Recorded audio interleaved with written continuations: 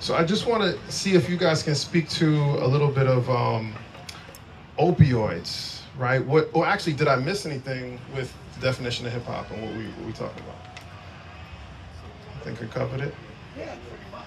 Okay. Okay. So I want to ask you guys about just opioids or maybe even drugs, and when thinking about going back to when you started to first fall in love with hip hop, and what was the drug of use or the association to drugs, whether it was an artist, a rap group, or something you saw on TV. You want to go first? Yeah, the first drug that I ever took was weed. And the reason why I did it is because the guy that was popular in my school, I did it so I can be, cool with him. I didn't even like weed. I did it because of him.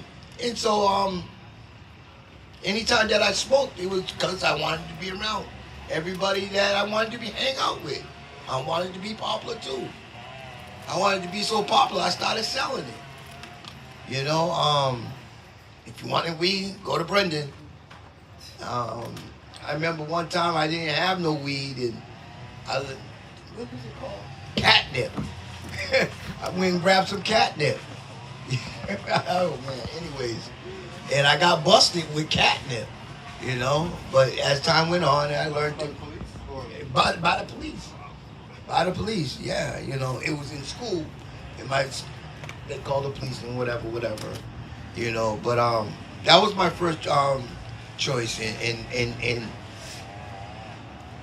like I told you before, it was the Boogie Down Production, and that whole group, that they were talking about. And back then, they talk about a lot of oppression, and how to get over it and expressing about it, and how, and I can identify with that because in my neighborhood we would look like that. And so we had two guys that we grew up with that were rappers, and so we had this location called Shea Boo's roller rink, and we used to rap there, and so, but there was a lot of violence too. And one time we went to a battle and they won. It was called what was it? RSO. So we got into a fight with them and beat them up because we lost or whatever. So it hit the news. So now we became a gang, and that's just how we rolled. It's just like that, but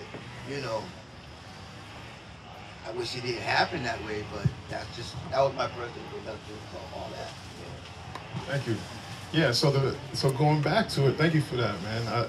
I definitely gotta come back to a few things you mentioned.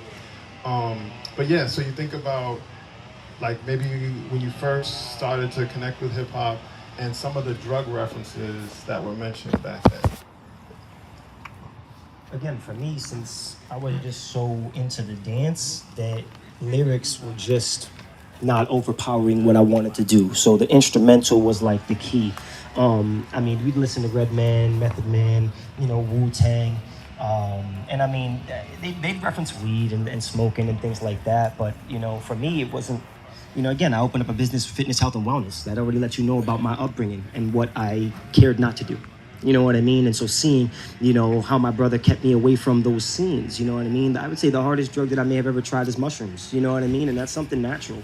So I wouldn't even consider that an opioid at that point. But, I stayed away from the Molly. I stayed away from the lean. I stayed away from, the coke and the crack and the methamphetamines. But I had seen, people in my inner circle pass away from methamphetamines. So I've seen what that has done in the dance scene. I can't speak in the music industry. I can't say that the music influenced me in a way that made me want to be cool or think that was it. You know what I mean? I was just, breaking gave me that freedom to be what I wanted and do what I wanted to do. It gave me that wheel. I was the driver.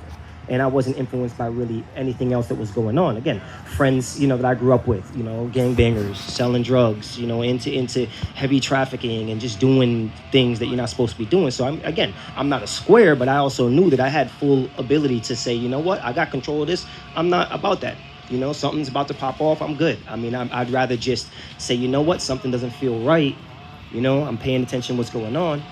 and this is just not for me, you know. So again, for me personally, I can't really speak on music being an influence on opioids in that way, but I saw what it did, you know, to people who were struggling, you know, at their households. That it's just silent struggles, right? Because again, like he mentioned, you know, as a man, you're not supposed to really talk about what's going on, or you're supposed to be putting up on this mask, everything's okay all the time, and that's a burden. That's a huge burden, you know what I mean? And that burden on me weighed heavy, but I was able to dance. I was able to express. I was able to move. I was able to be parts of ciphers. You know what I mean? Whether it was MCs doing their thing, and me just nodding my head. You know, whether it was, you know, just us just breaking just because. You know, so again, just that's just opioids for me. I didn't hear like, you know, or really know too much about how crazy it was until like, you know, late 2010s. You know what I mean? 2010s, 2011s, like. In that era, that's when like the MCs and the industry really started pushing the opioids down everybody's throat. So in music, that's kind of when I heard it more. You know, my generation, mid 2000s, we're talking about Styles P, The Lox, you know, DMX and all that. You know, rest in peace for DMX, who also, you know, was addicted to drugs and stuff like that. But yeah, for me, that's kind of the timeline and the influences that, you know, I was around and when I saw. Super powerful. So, yeah, clap it up. Thank you.